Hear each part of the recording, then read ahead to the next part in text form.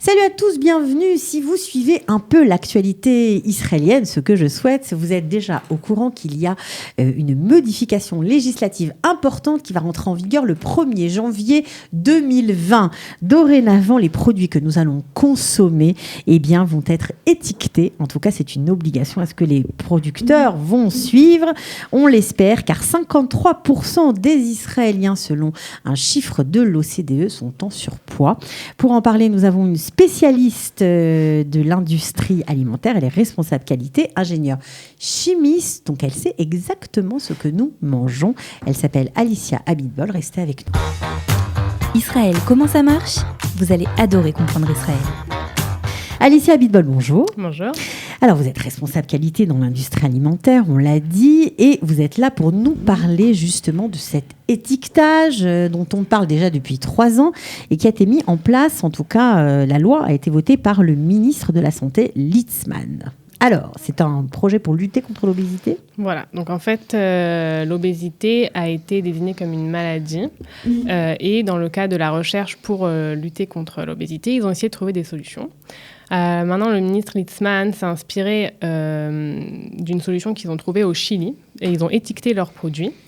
Et il a trouvé cette solution très intéressante pour pouvoir avertir les consommateurs, les aider à savoir qu'est-ce qu'ils consomment, qu'est-ce qui est mieux pour la santé, qu'est-ce qui est moins bien, et pour espérer donc aider les consommateurs à manger mieux. Alors jusqu'à présent, il n'y avait aucune loi. Tous les produits étaient mis en vente sans spécificité. On ne savait pas exactement ce qu'on mangeait, combien de sucre, combien de sel. Ce n'était pas précisé. Voilà, exactement. Chez personne. Il y a plein d'autres lois, mais sur le sel, le sucre et les gras saturés, non, il n'y avait pas de loi sur ça. Voilà, donc on achetait sans vraiment savoir. Peut-être que d'un produit à l'autre, il pouvait y avoir une grosse différence. On ne le savait pas. Alors aujourd'hui, qu'est-ce qui va se passer ? C'est-à-dire 1er janvier 2020, tout le monde est obligé d'étiqueter ou il y a une autre solution ? Non, alors en fait, donc, dans la loi, il y a écrit spécifiquement les valeurs maximum qu'on peut mettre dans un produit si on ne veut pas les étiqueter. Donc, il ne faut pas dépasser ces valeurs. C'est-à-dire qu'il y a une règle, en fait. Voilà. Donc, il y a un tableau avec au maximum X grammes de sel, X grammes de sucre. Exactement. C'est ça. Donc, ça veut dire que lui, il a fait un tableau. Il l'a fait... déjà, il a donné un peu de temps aux producteurs. Donc, c'est-à-dire que la loi est sortie en 2017 et il a donné jusqu'en 2020 les premières valeurs pour que les producteurs décident ce qu'ils veulent faire. Donc, ils ont 2 choix, ou changer leur recette, ou étiqueter leurs produits. Et en 2021, nous avons on étiquette le produit quand ça dépasse. Si ça ne dépasse pas, il n'y a pas d'étiquette. Non, s'il ne dépasse pas, le produit est selon la norme selon les normes que le ministère de la Santé a établi. Et donc, du coup, il n'y a pas besoin d'étiqueter. D'accord. Ok, voilà. Donc, mais si jamais ça dépasse, on étiquette ou on a une autre possibilité, changer la recette du produit. Exactement. Donc, ça veut dire qu'il y a des producteurs qui ont décidé qu'au niveau du marketing, au niveau des ventes, c'était impossible d'étiqueter leurs produits avec les étiquettes rouges parce que c'est vraiment, ça doit être... Donc ça, c'est aussi... Nous, les étiquettes rouges. Voilà, donc ça, dans la loi, on va aller voir peut-être à l'écran tout de suite les étiquettes rouges. Il y en a 3. Alors, il y en a une qui s'appelle Mélar, une qui s'appelle Schumann, une qui s'appelle Soukar. C'est ça ? C'est ça. Alors, juste celle du Mélar, elle s'appelle Natran parce que c'est le sodium. En fait, c'est dans le sel, nous avons... Ah, c'est une vieille étiquette, alors c'était avant. Ouais, mais c'est pas grave, c'est pas grave. C'était pour expliquer... C'était aux ébauches de la loi.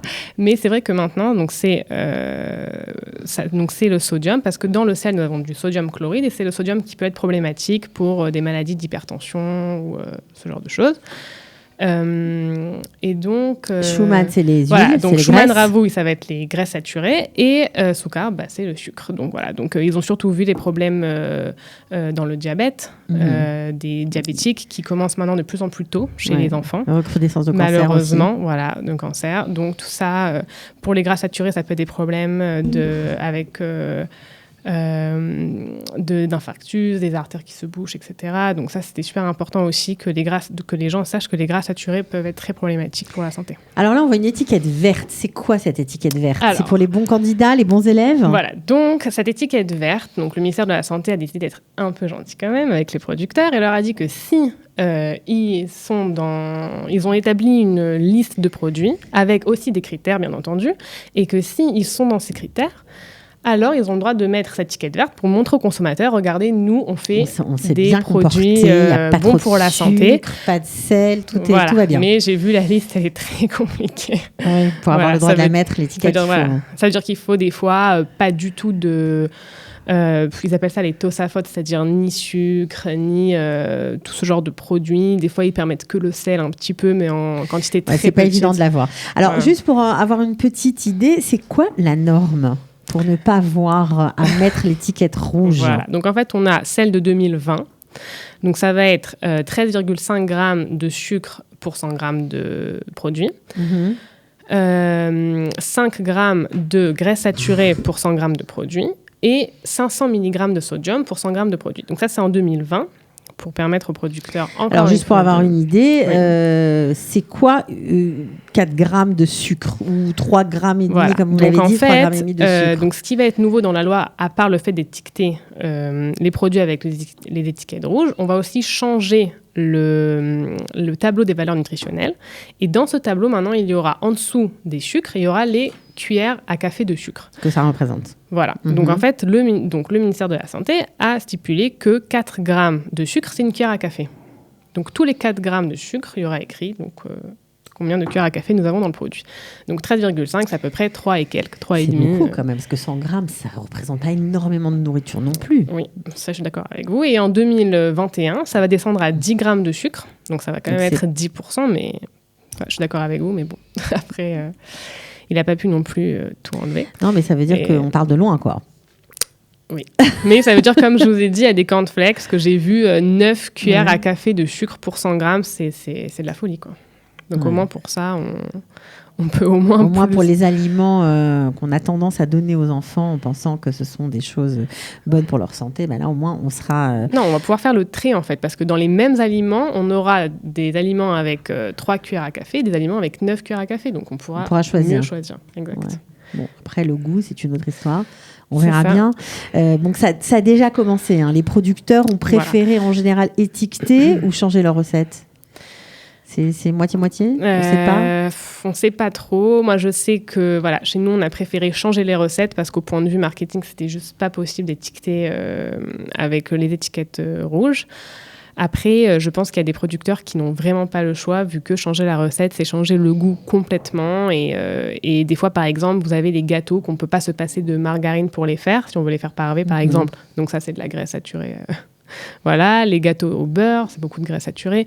Les fromages, on ne peut pas changer la composition du fromage. Et il y a aussi des graisses saturées dans le fromage. En tout cas, on a le droit d'être informé. Alors, juste pour avoir une petite idée, est-ce que ça a marché au Chili, cet étiquetage ? Eh bien, d'après une étude statistique, ça a influencé 65% des personnes pendant leurs courses. Donc, c'est déjà, je pense, super. C'est super. Ça a extrêmement bien marché. Ça veut dire que les consommateurs ont vraiment pu comprendre en faisant leurs courses ce qu'ils allaient acheter. Et donc, ça les a beaucoup influencés. Et j'espère qu'en Israël, ça va marcher.